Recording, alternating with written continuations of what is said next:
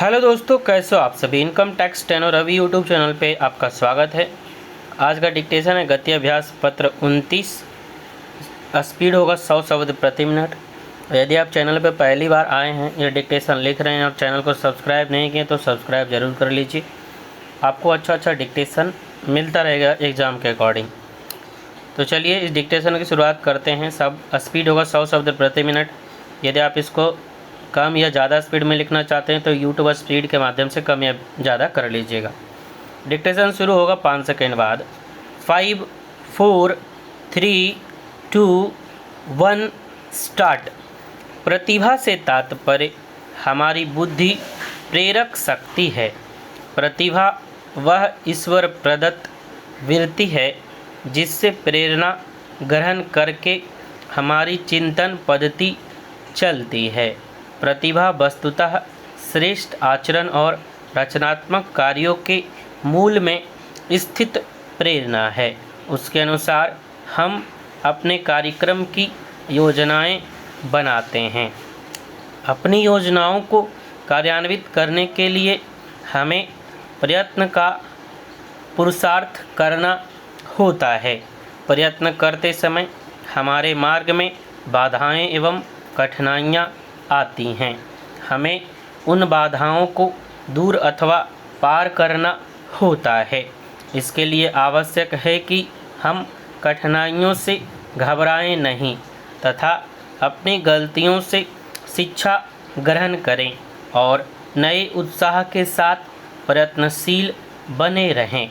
तात्पर्य स्पष्ट है कि सफलता प्राप्त करने के लिए अपनी योजनाओं को पूरा करने के लिए यह आवश्यक है कि हम बराबर प्रयत्न करते रहें और अपनी गलतियों से शिक्षा ग्रहण करके निरंतर अपनी कमियों को दूर करते रहें।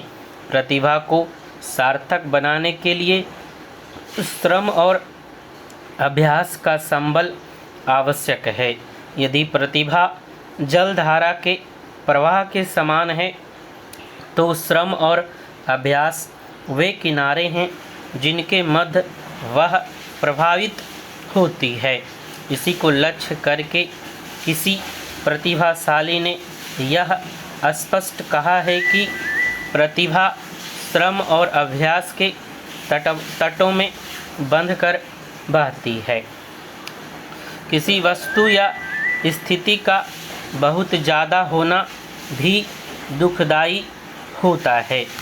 मनुष्य पर लगातार विपत्ति आना जिस प्रकार दुखप्रद है, उसी प्रकार यदि निरंतर सुख ही मिलता रहे तो भी वह सुखद न होगा, क्योंकि परिवर्तन प्रकृति का नियम है जिसके अनुसार ही मनुष्य को सुख और दुख प्राप्त होता है। किसी मनुष्य को आज सुख है तो कल दुख अवश्य ही होगा, और यदि मनुष्य को आज दुख है तो कल सुख होगा। अतः यह आवश्यक है कि मानव जीवन में आने वाले सुख दुख एक सीमा विशेष के भीतर रहे। सभी को स्वामित्व पाकर अहंकार उत्पन्न हो जाता है।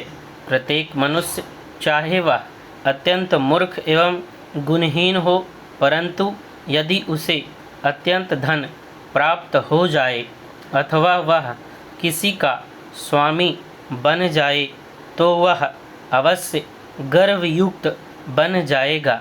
ऐसा मनुष्य बिरला ही होगा जो प्रभुता पाकर गर्व न करे। भरत ही ऐसे पात्र थे जिनको राम की राजगद्दी पाकर भी मद नहीं हुआ था।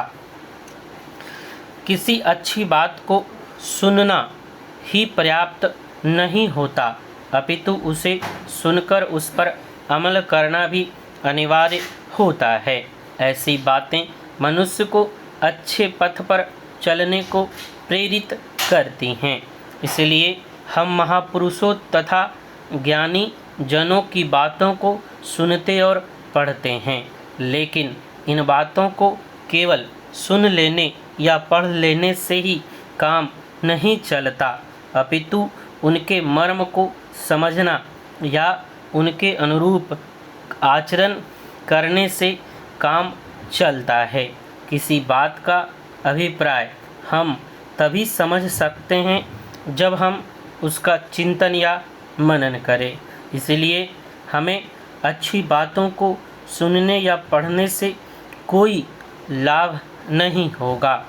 उसके सुनने या पढ़ने की सार्थकता तभी है जब उसे भली भांति सुना जाए और उसके अनुरूप आचरण किया जाए।